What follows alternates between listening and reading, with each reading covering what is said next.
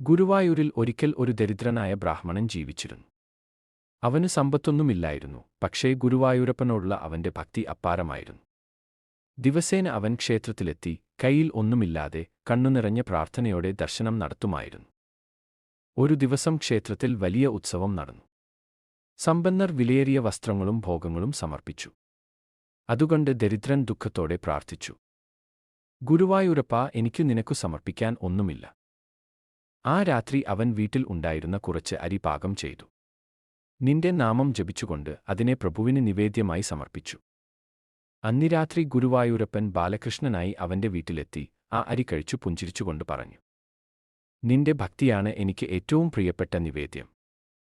അടുത്ത ദിവസം ക്ഷേത്രത്തിൽ പൂജാരി കണ്ടത് വിഗ്രഹത്തിന്റെ അധരങ്ങളിൽ അരിക്കണങ്ങൾ.